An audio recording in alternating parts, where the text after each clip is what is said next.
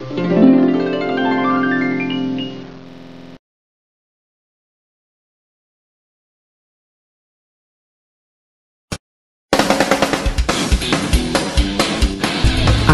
internautas de todo o mundo, para o toque de 5 segundos.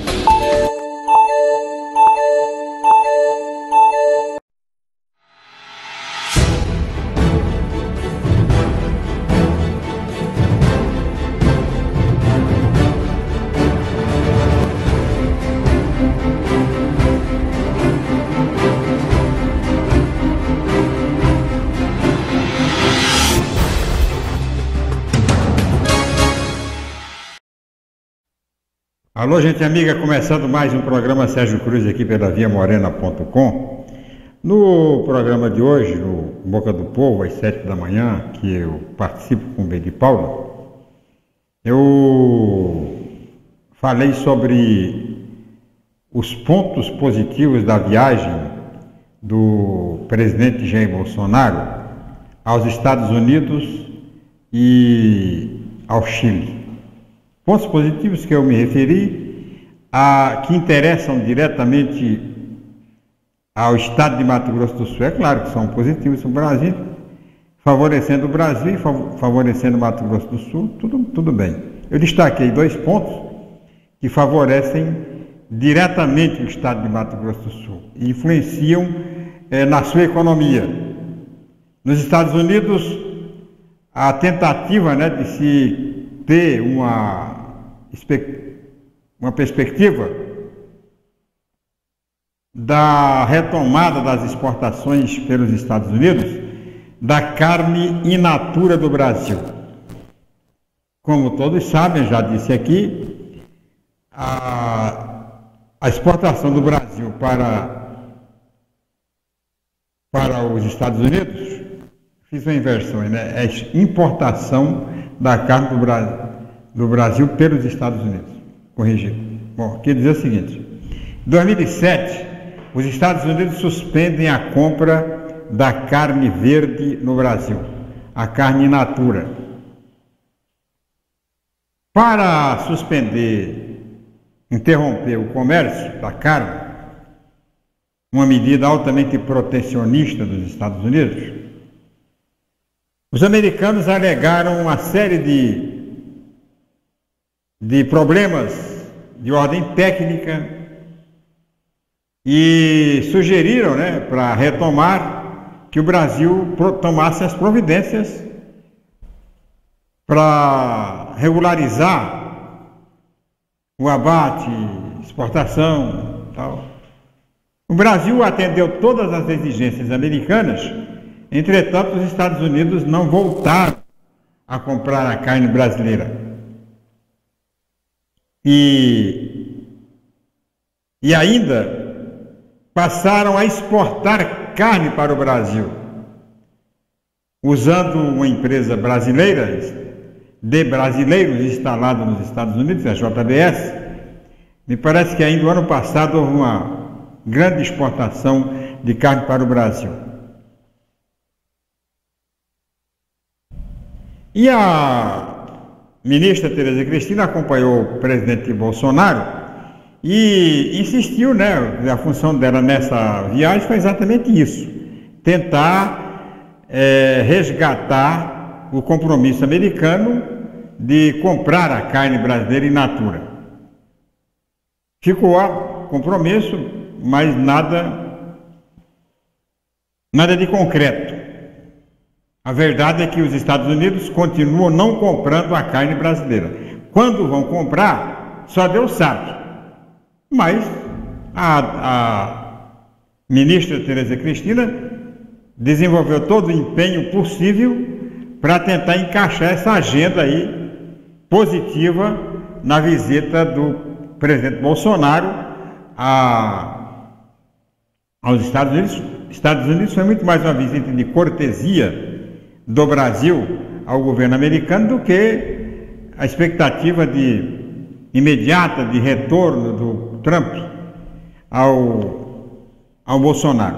A verdade é que o Brasil entregou a base de Alcântara para os americanos, o Brasil abriu as portas, arreganhou as portas para os americanos entrar aqui e sair a hora que quiser, sem visto no passaporte, e não trouxe nada, né? Veio de lá com as mãos abanando.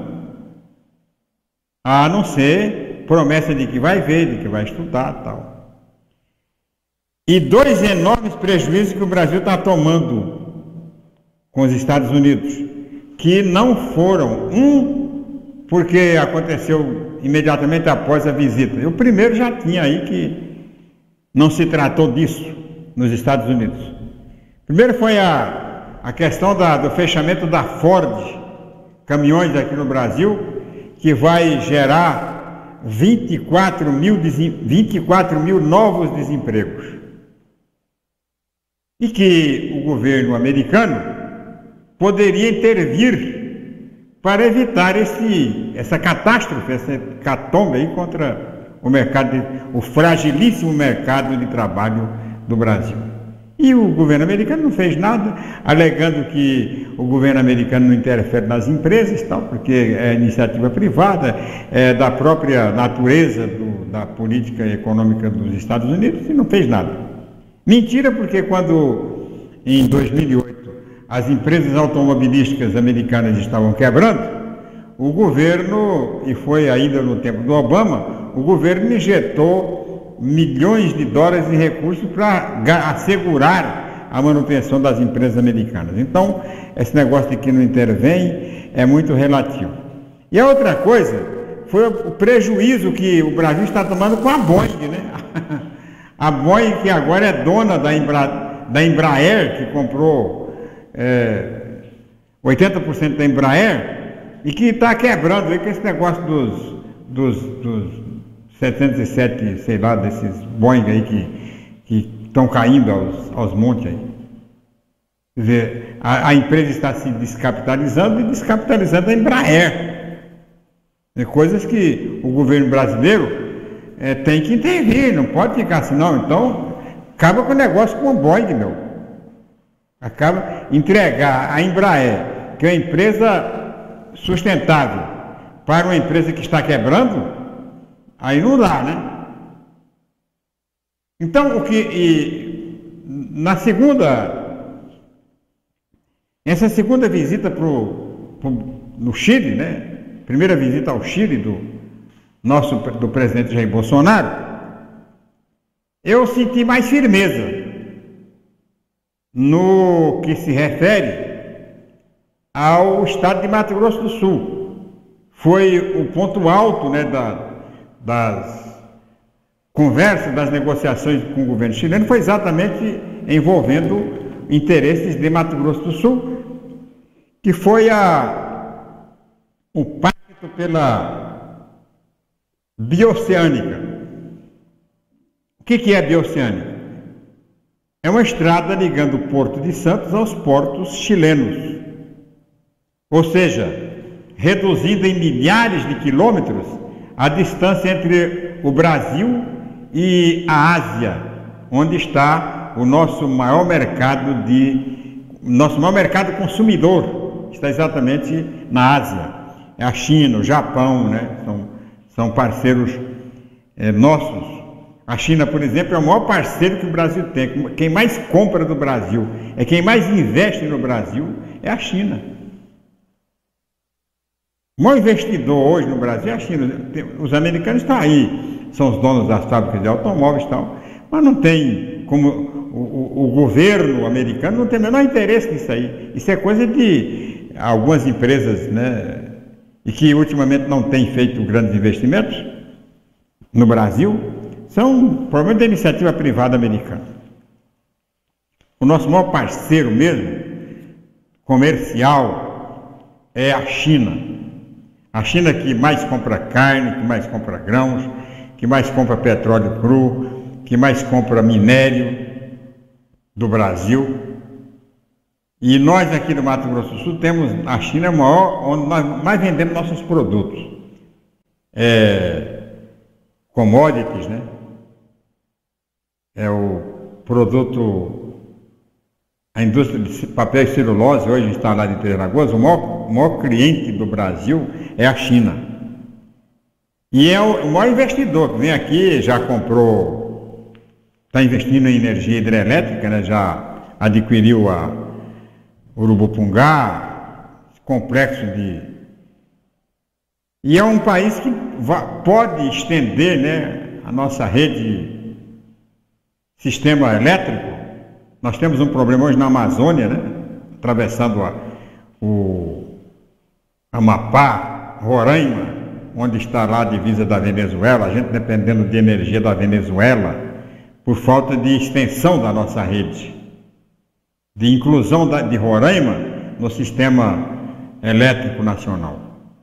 E a China pode fazer isso, assim como está fazendo as duras penas a Transnordestina, né, e outras, pelo menos fornecendo material para essas empresas. Nós temos aqui em Mato Grosso do Sul, além das usinas de Ilha Solteira e Jupiá, que foram recentemente adquiridas pela China, nós temos aí em Maracaju, por exemplo, terra do governador Reinaldo Zambuja, uma fábrica de derivados de milho que está parada, né, no problema da economia brasileira, está parada, mas a hora que funcionar vai ser um grande investimento. Então a gente abre, né, e não é para Mato Grosso do Sul que está abrindo essa bioceânica. Essa bioceânica é uma rodovia de interesse nacional. Por quê? Porque vai incrementar nossos negócios no Paraguai, na Argentina e no Chile, porque o Chile é o segundo maior parceiro do Brasil na América do Sul. Primeiro a Argentina, depois o Chile. A balança comercial entre Chile e Brasil é muito mais favorável ao Brasil do que para o Chile. Então, a gente vai encurtar as distâncias entre a Ásia, né, com essa ferrovia, vai reduzir o preço do frete, porque quando a gente manda para a China, por exemplo, pelo Porto de Santos, como tem acontecido hoje, pelo Paranaguá, você tem que dar praticamente uma volta ao mundo para chegar na Ásia.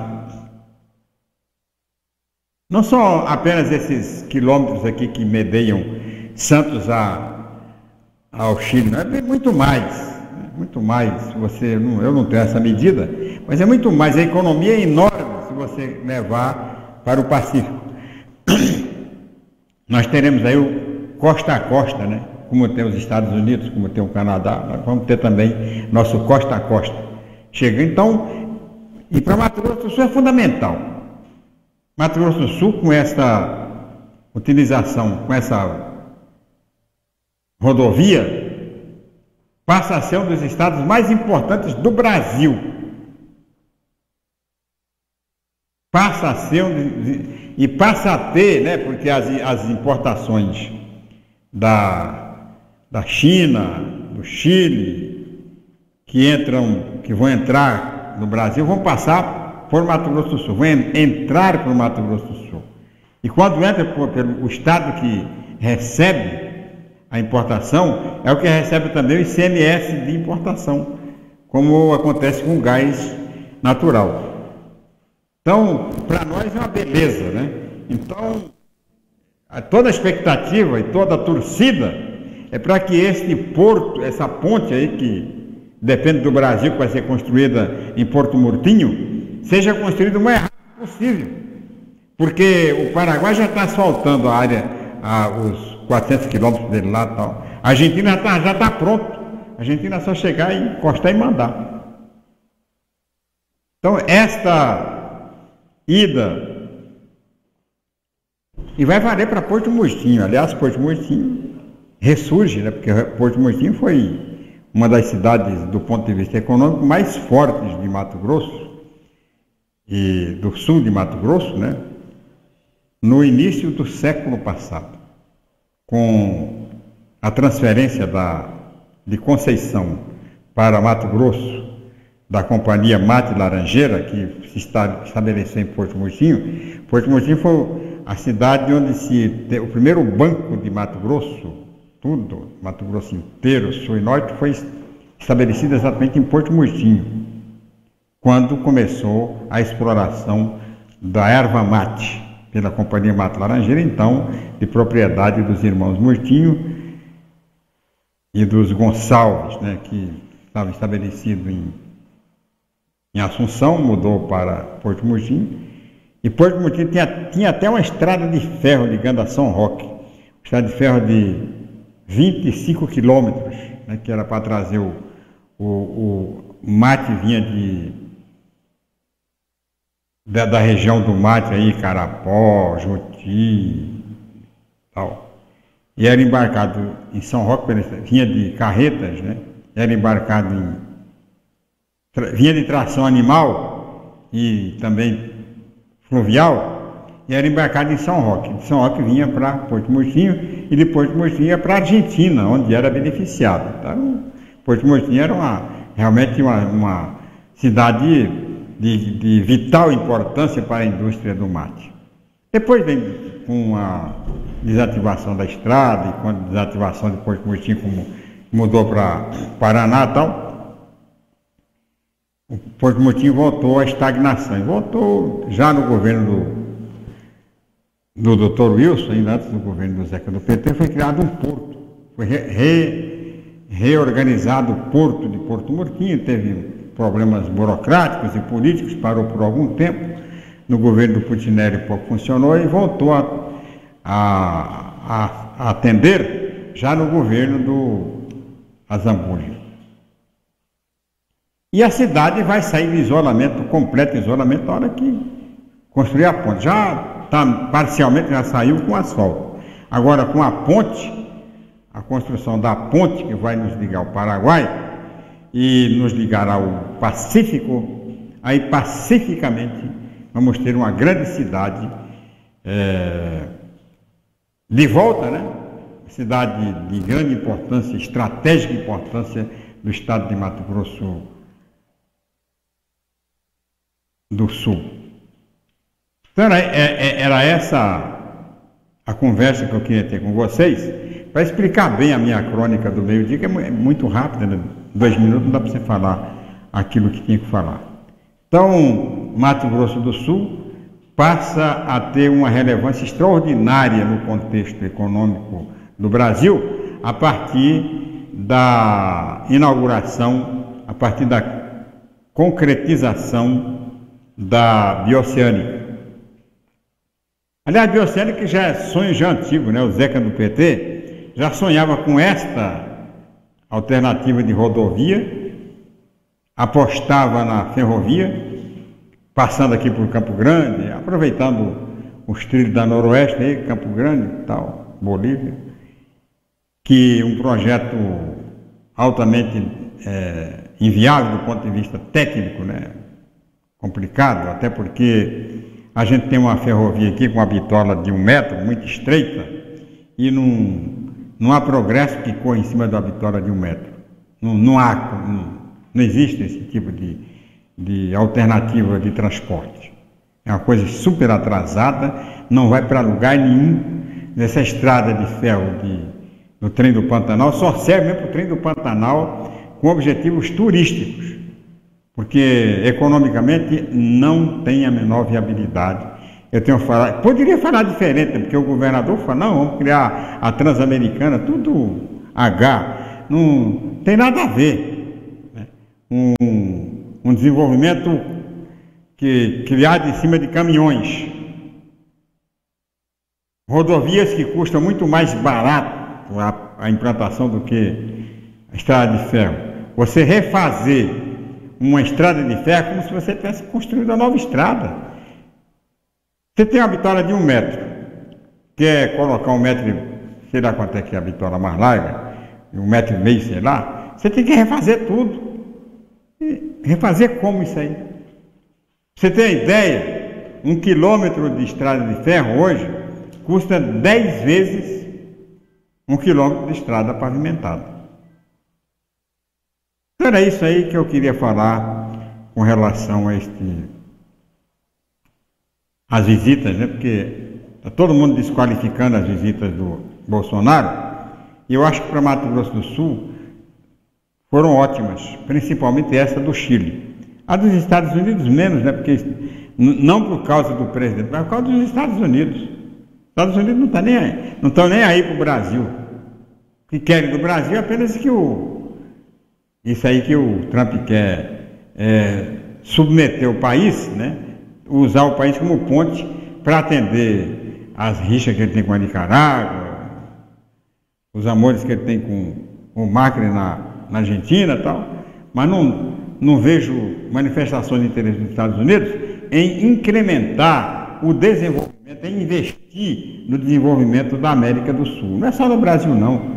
Na América do Sul inteira, não vejo nenhuma disposição americana, não. Vamos investir aqui, vamos impedir, vamos assumir o lugar da China.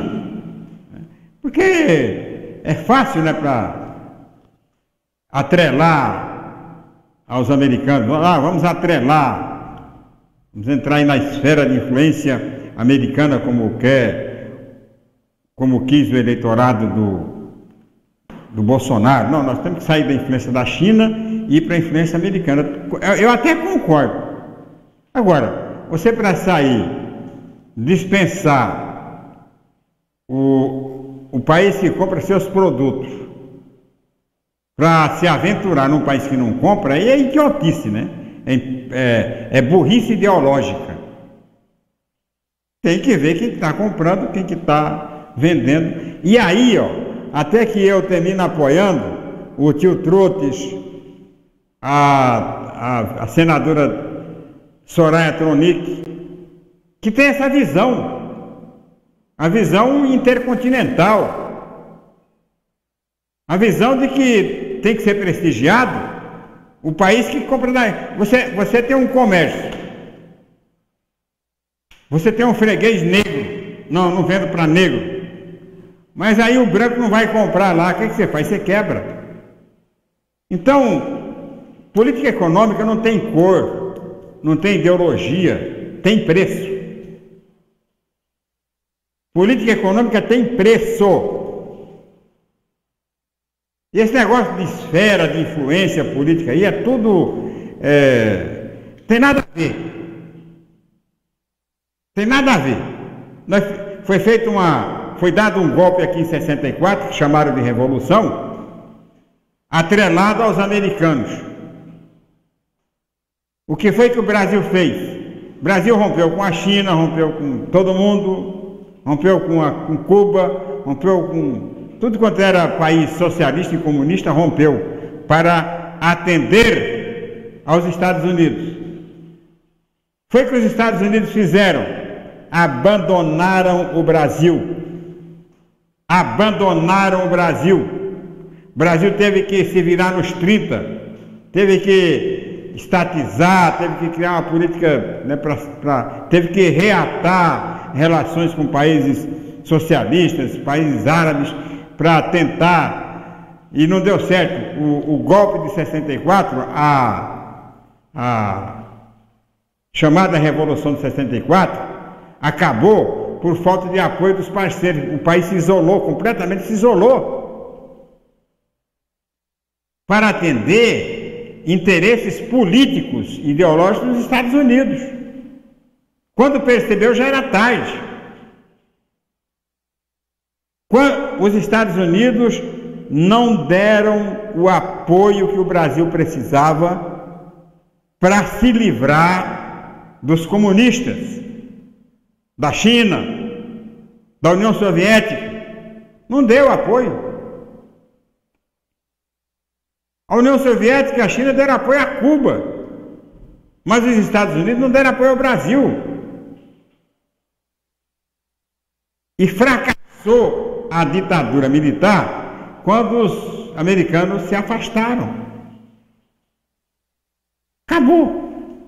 Então, atrelar a economia a um país que você não pode confiar. Você vai confiar no que diz o Trump? Vai confiar na iniciativa privada americana? iniciativa privada americana é igual aqui no Brasil, não quer saber de ideologia, não. O problema é vender.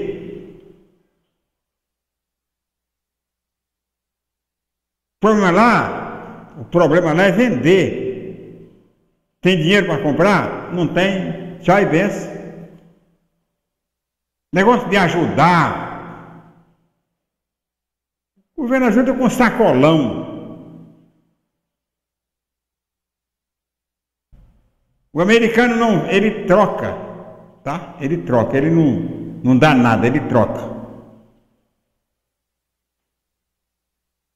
Então, o que o governo do Fernando Henrique fez, do Sarney, né, começou pelo Sarney, o governo da redemocratização, foi ampliar as relações, foi sair das garras do americano, que o pessoal está querendo jogar de novo, agora está aí, não, americano para cá, não. Está certo o Bolsonaro quando vai à China. O americano foi à China. O brasileiro vai à China, porque a China é a principal nação hoje para se comercializar no Brasil, para se comercializar no mundo. Os Estados Unidos é a maior potência, mas não investe. Está aí, ó, a indústria automobilística brasileira, americana, está quebrando. A Ford, por exemplo, já está fechando. Teve o Dória que recorrer a Chevrolet para garantir 400 empregos de 24 mil que vão ser extintos. E eu não vi nenhuma ação americana de parceria, né? Porque parceiro é para isso aí. A hora que um está sucumbindo, chega a dar a mão. Não, vem cá, não é assim. Eu não estou vendo nenhuma ação do governo americano com relação a Boeing, que está quebrando lá, e está quebrando a Embraer aqui. Ó. Eu não vi. Hoje tem Política na Veia, papo reto com B de Paula e Guilherme Filho, depois do tempo em Brasília e em Mato Grosso do Sul.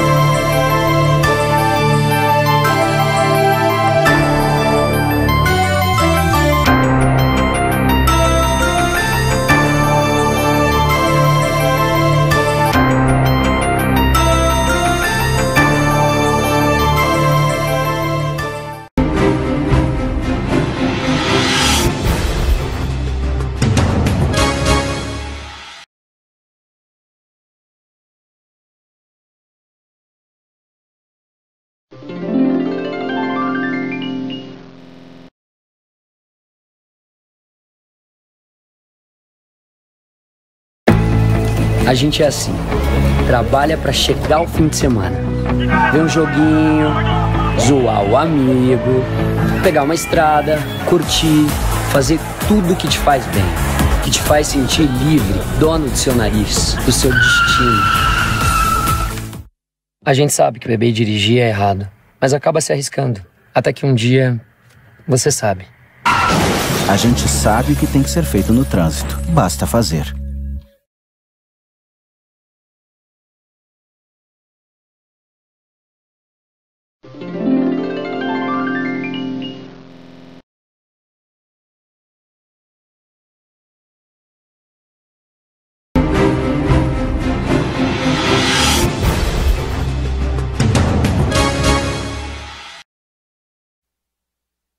Voltando com o programa Sérgio Cruz aqui pela via morena.com, agradecer ao pessoal que está ligado na Via Morena, através do live da página da Via Morena no Facebook e nos compartilhamentos, e reafirmar aqui a nossa disposição do debate, né? As pessoas que quiserem debater, quiserem conversar, dar opinião, tal, podem fazer. É um espaço, né, aberto e amplo para a discussão da política no Brasil. O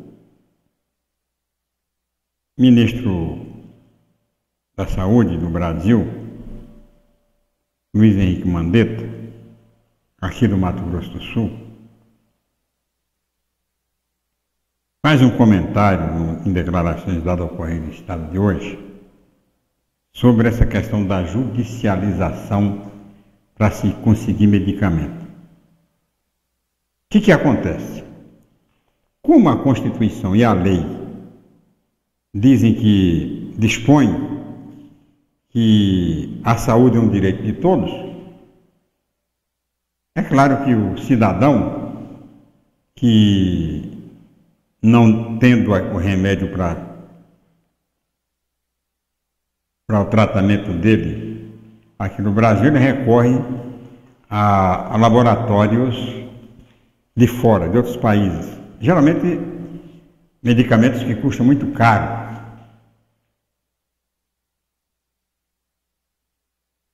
E o governo não dispõe desses medicamentos. Não tem. E não compra. As pessoas só conseguem quando entra na justiça, o juiz determina, aí o Estado compra, sob determinação da justiça. O Mandetta fala aqui que problema de deficiência não é, ministro. O problema é que se o governo resolve incluir isso no orçamento, e eu defendo isso, ver a previsão de gasto põe no orçamento. E para poupar o tempo das pessoas de ficarem entrando na justiça e procuradoria, defensoria pública, o pessoal vai lá, o médico determina, o governo compra o remédio. Por quê? Porque não precisa esperar entrar na justiça e tal. Por que que os governos esperam entrar na justiça? Para não colocar no orçamento. E para fugir da lei de responsabilidade fiscal. Não, eu comprei porque o juiz mandou. Está aqui, ó. Não está no orçamento, mas o juiz mandou, eu tenho que cumprir. É decisão judicial. Tanto que o Estado nem recorre, né? Quando chega a primeira instância, ela já manda comprar. É o que tem acontecido. Agora o Mandetta está meio por baixo aqui no Estado, porque enrolou todo mundo com o negócio da Santa Casa e não mandou dinheiro para o Hospital do Trauma. A Santa Casa e a Prefeitura fizeram um projeto prevendo recursos, investimento na base de 6 milhões de reais por mês para manter o Hospital do Trauma, e o Mandetta mandou 1 milhão por mês, quer dizer, não resolve nada. Ele que é daqui, não, e ele ainda deu bronca no pessoal, o pessoal reclamou por que não estava vindo. Ele falou, não, o dinheiro não veio até agora porque não chegou o projeto lá. Teve uma audiência um dia lá no Hospital do Trauma e falou isso aí. Aí mandaram o processo tudo direitinho, calcularam, né?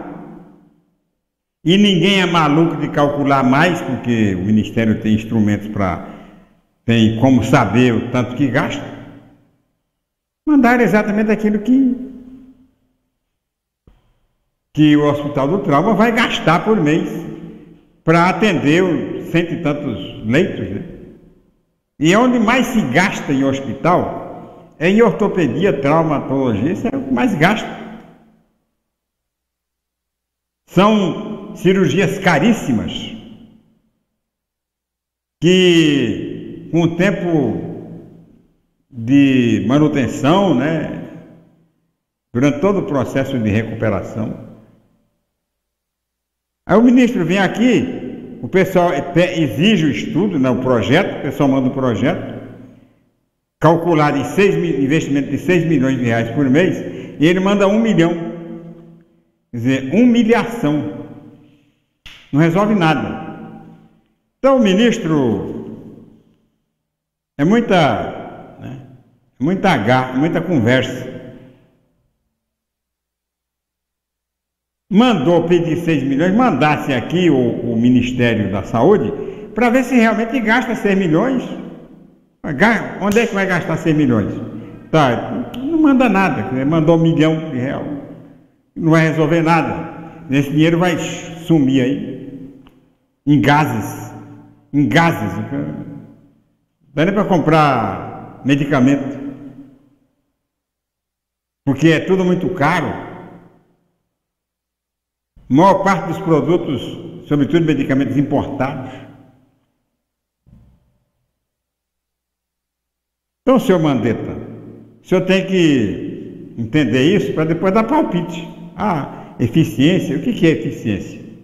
Eficiência é o que tem o Ministério da Saúde? Não sei. Um investimento, um serviço vai gastar 6 milhões, o cara manda 1 milhão, o cara está rindo na cara da gente, né? Está rindo na cara da gente. Não é outra coisa, né? Aí vem, não, que falta de eficiência. Eficiência você exerce com recurso. Se não tiver recurso, não adianta, que não vai valer a eficiência. Eu quero uma notícia aqui que eu gostaria de... Aliás, hoje está cheio de boas notícias, né? Fala aqui de uma implantação de uma refinaria em Mato Grosso do Sul, que o projeto já está avançado. Estão avançando no projeto. Refinaria só pode ser de petróleo, né?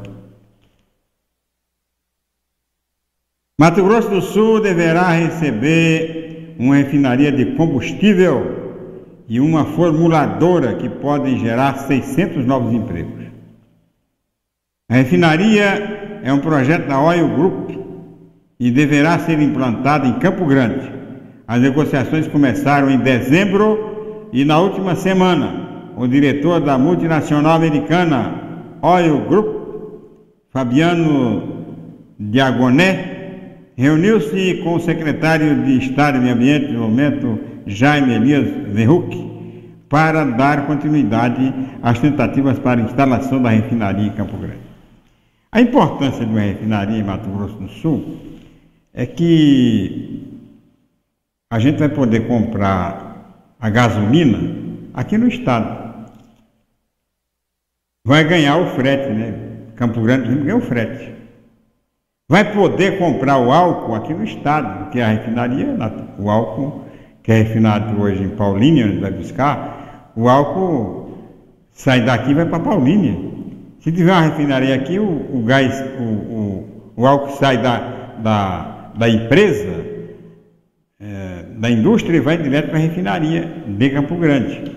Então, supõe-se o barateamento, né, do produto. Mas se não houver barateamento, porque o preço é mais ou menos cartelizado, há pelo menos os empregos, né? São 600 novos empregos.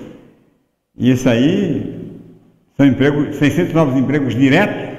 Isso aí tem uma importância enorme para o estado de Mato Grosso do Sul. Então, mesmo que o combustível não saia mais, não seja, eu espero que seja, né? Porque não vai ter transporte. Se não tem transporte, se não tem transporte para entregar a mercadoria nos postos, pode ser, mas tem o transporte lá para cá e tal. Nós temos que pagar o transporte do óleo, do produto bruto, né, do petróleo, para ser refinado aqui e tal. Aliás, poderia vir pelo gasoduto, né? O próprio gasoduto podia trazer isso aí. Quando manda o gás para lá e quando traz o gás para cá. Não pode? Pode. O Pucineiro queria fazer um poliduto entre Campo Grande e Paranaguá, lembra disso? Levava álcool que seria produzido aqui e trazia o fóssil, petróleo, do Paranaguá para cá. Era a ideia dele. Se o dele pode, não podia, por que esse aí que está aí não pode? Quase obsoleto, né? Porque não cumpre a sua finalidade original, que é de abastecer do gás, né? Tal, porque o gás termina ficando mais caro. Podia utilizar. Mas é bem-vindo todo grande investimento é bem-vindo ao estado de Mato Grosso do Sul. E esta refinaria, tanto quanto não só pelo ICMS, né, o imposto que o combustível paga, que já paga também o de lá, quanto principalmente pelo mercado de trabalho, que vai aquecer o mercado de trabalho, 600 novos empregos. Tem uma representatividade enorme. Bem, vamos ao Política na Veia, papo reto com B de Paula e Guilherme Filho.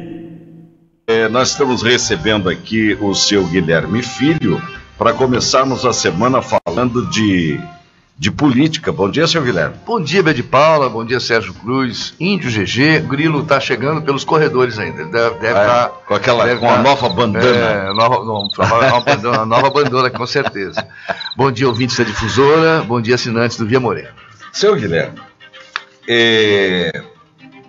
a reforma da Previdência, tá o Temer brigando com o presidente da Câmara, o Rodrigo Maia, o Maia respondendo para ele. Onde vai parar essa bagunça? O Bolsonaro. Ou melhor, o Temer não, desculpa, o Bolsonaro. Eu tô com o Temer aqui na cabeça. O Temer a expectativa do Temer é que tenha provavelmente alguma manifestação do judiciário hoje, mas isso é uma outra questão. A questão da reforma da Previdência e do conflito aberto, né, entre o presidente Bolsonaro e o presidente da Câmara, Rodrigo Maia, tem um pano de fundo que é as grandes corporações, ou as mais influentes corporações, né, do serviço público principalmente, boicotando a reforma. Esse confronto faz com que a reforma não ande e é o que eles querem. Né, porque vão perder direitos, porque vão perder vantagens.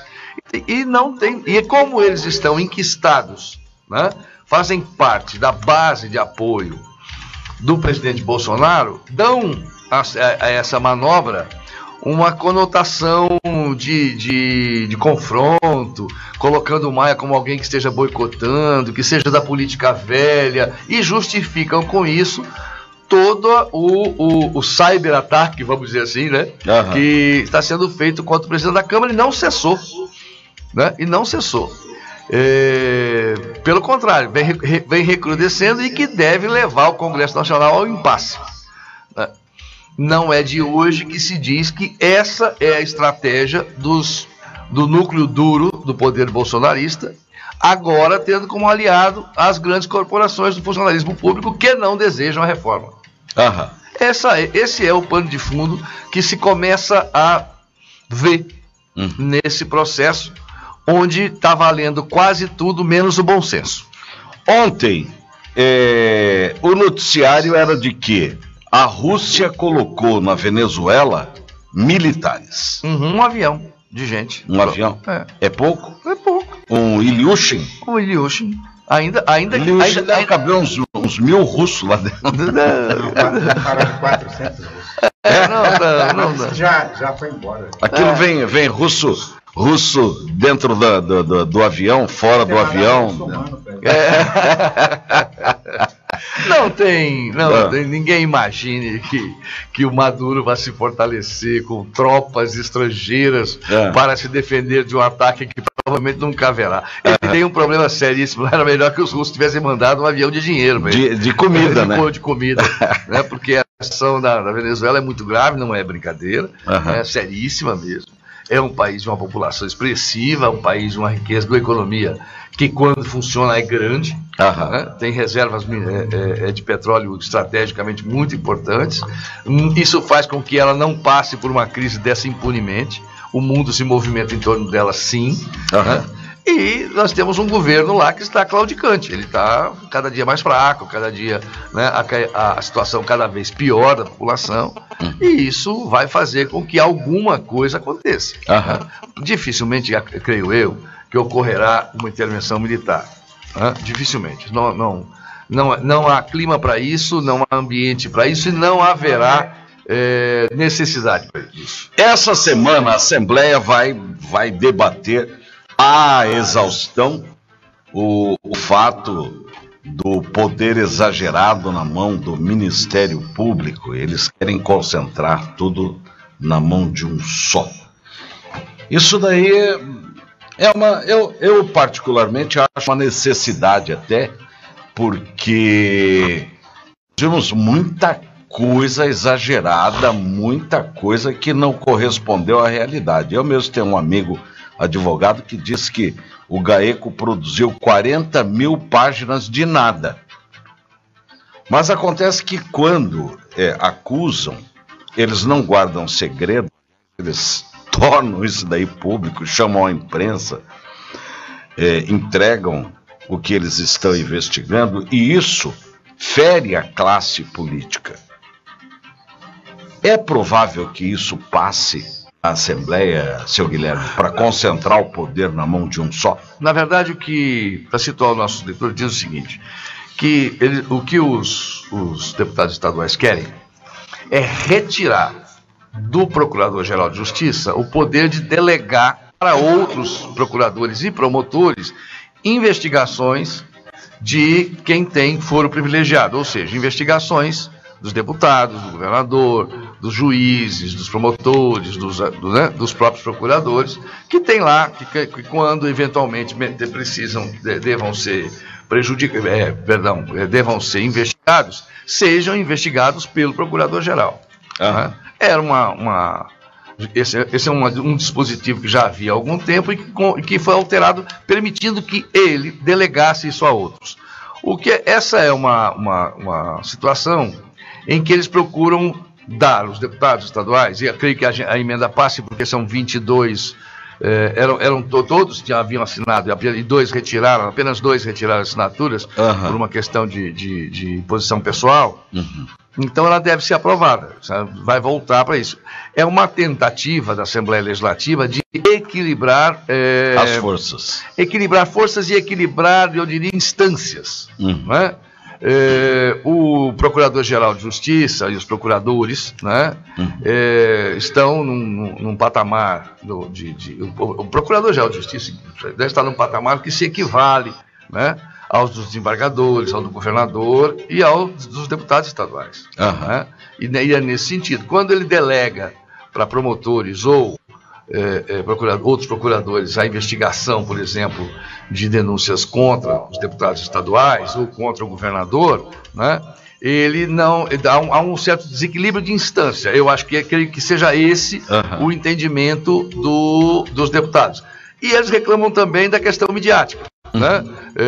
As investigações, mesmo no início, já são apresentadas como definitivas, provocam dano à imagem, etc. e tal. E, em função disso, como estaria tudo isso cingido ao Procurador-Geral de Justiça, haveria um certo equilíbrio, né, entre investigadores e investigados, sem esses aspectos que os deputados estaduais consideram deletérios, negativos, mesmo para uma investigação ainda em princípio.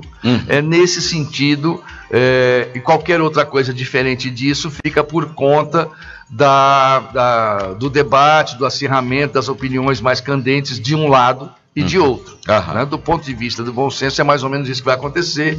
Eu creio que o Procurador-Geral deverá buscar um entendimento com os deputados no sentido de assegurar que ele possa fazer algum tipo de delegação, ainda que permaneça mais próximo dele ou sua responsabilidade mais direta, mas de que forma que ele possa cuidar ao mesmo tempo das investigações e da gestão do Ministério Público, que é o seu papel. Né? Enquanto, só lembrando, o Procurador-Geral de Justiça tem mandato, né, de 2 anos, renovável a cada 2 anos, não é um cargo vitalício. O cargo vitalício é de procurador.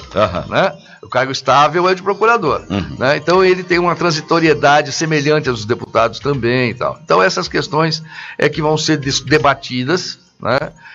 Eu acho que tem em alguns segmentos da Assembleia, tem alguma recalcitrância em relação ao Ministério Público, como tem no Ministério Público também em relação aos políticos de um modo geral. Em função disso, né, eu creio que a mesa diretora da Assembleia com a Procuradoria-Geral de Justiça vão buscar um caminho do meio e também vão buscar garantir uma certa calma, uma certa serenidade nisso. Porque o que está em jogo, na verdade, nesse momento, é o equilíbrio dos poderes. Há, neste momento, um conflito de interesse entre uns e outros. A iniciativa da Assembleia Legislativa, né, como foi do Ministério Público em muitas outras oportunidades. Legal, senhor Guilherme, muito obrigado. Por isso. Vamos aguardar. Boa semana para o senhor. Uma boa semana, vai ser uma semana interessante. Observar sobre esse aspecto. Nós temos também que ver o que é melhor, né, para a sociedade. Esse equilíbrio interessa. Né? O desequilíbrio entre os poderes, quando se arrasta, quando se estende de uma maneira ou de outra, gera danos. Né? O legislativo muito forte também, hipertrofiado em outros tempos, também produziu, por exemplo, parlamentos muito ruins de qualidade, nós vimos isso. Então todas essas questões precisam sempre, merecem, né, só para ressaltar, um cuidado e um esforço no sentido de se garantir o equilíbrio. Obrigado, senhor Guilherme. Até amanhã.